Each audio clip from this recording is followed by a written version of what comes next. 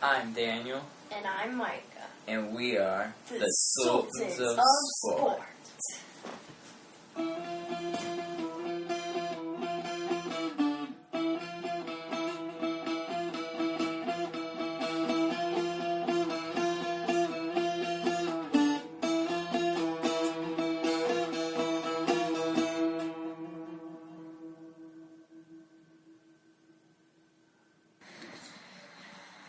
Welcome to Sultans of Sport, everyone. But before we start, Mike decided he was going to go get a haircut.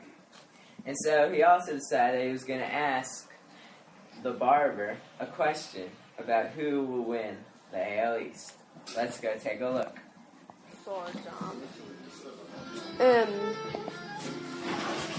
Yakında bir maç var ve yani Amerika'da ve bir dakika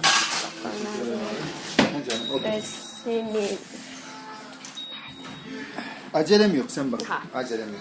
Ve sence Orioles mu kazanacak, Yankees mi? Bence mi? Evet. Orioles hangisi? O. Bu kazanacak. Tamam. Yani Orioles kazanacak. Tamam. Now what he said was that he chose the Orioles. Or actually, he chose the bird. Well, at least he agreed with us. So it made the wise choice. Especially since the Orioles are now 9.5 games up on the Yankees. Yeah, that's kind of a choice. Okay, Mike, I heard you were playing Madden the other day, and you saw this weird glitch. What was that? See, Browns linebacker, the Browns defensive player was 1'2". Now, it's hilarious, but there are some downsides. For example, it would be hard for him to get an interception, and he could get hurdled. Though there is a possible upside that he could go between the offensive lineman's legs. Interesting. Now, the other day on Labor Day, the Phillies no-hit the Braves. But it's not a normal no-hitter. They no-hit the Braves with 4 pitchers. What do you think about that, Micah? Okay, apparently this worked out, but I'm not sure why you would want to take out your pitcher when he's giving up no hits. Well, because he went up to like 110 pitches, so that's why. There must have been a lot of foul balls. There was a lot of walks. He walked wrong. Yeah, and this is a very rare event. There's only been 11 combined no-hitters in history. Alright. It also shows that the Braves have been struggling a little bit lately. Yeah. Now, we're going to start asking you questions. And every week we're going to ask a question. We're going to keep track of who got the most questions correct. And at the end of 3 months, so in December, we're going to send you a prize. And I'll be posting that prize on our Facebook page later. Post your answers to your questions on our Facebook group or tweet them to us at Sultans of Sport. Now, here's the question. On Sunday night, who will win? Denver or Indiana? Indianapolis. So the Denver Broncos or the Indianapolis Colts? Horse fight. Well, speaking of the Denver Broncos, Wes Welker, one of their receivers, was suspended for 4 games for using PEDs. What do you think about that, Micah? Does that hurt Denver? I'd say it might hurt them a little. But it came at a pretty good time for Wes Welker because, well, he might not have played week 1 anyway because he was having concussion-like symptoms. And staying with the NFL, J.J. Watt signs a 6-year, $100 million deal, one of the largest deals for a defensive player in history.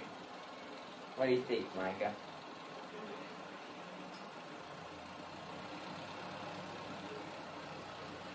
That's pretty a lot. I agree. It's a lot. Defensive player. I know he's a good player and all, but his team went 2-14 last year, so I don't know why he would need to get a 6-year, $100 million deal. Yeah. But it also shows that Houston is really based on their defense, and they really want to keep having a good defense. Even if their offense stinks. Now, it's time to go to Sport Court. Ooh.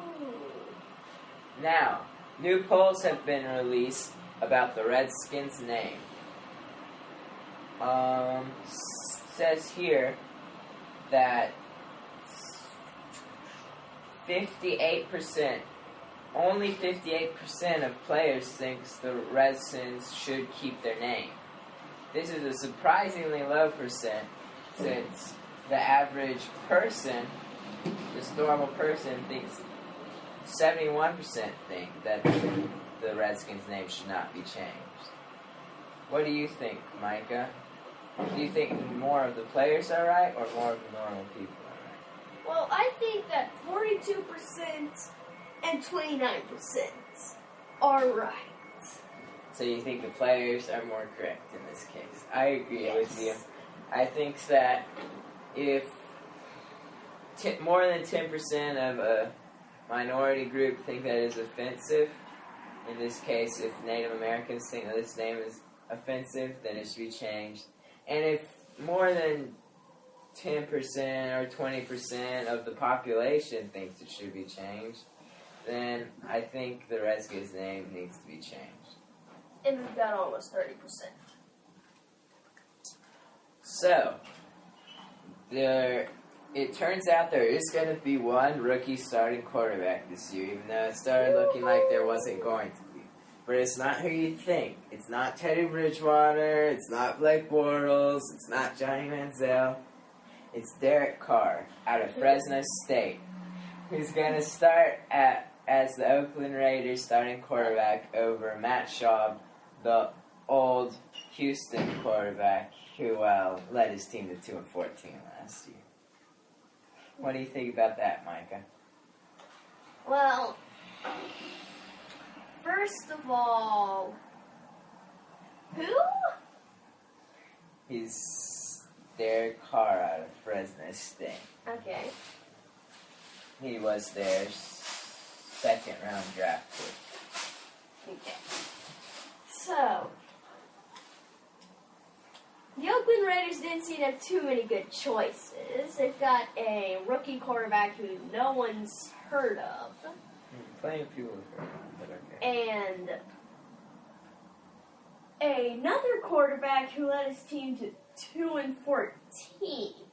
Well, I think this is a good idea because I think that, Matt Schaub is not the long-term option at quarterback for the Raiders, obviously. So you should probably start Derek Carr and hope that he turns out to be your long-term answer. Well, that's all for today, everyone. Thank you for listening. Bye.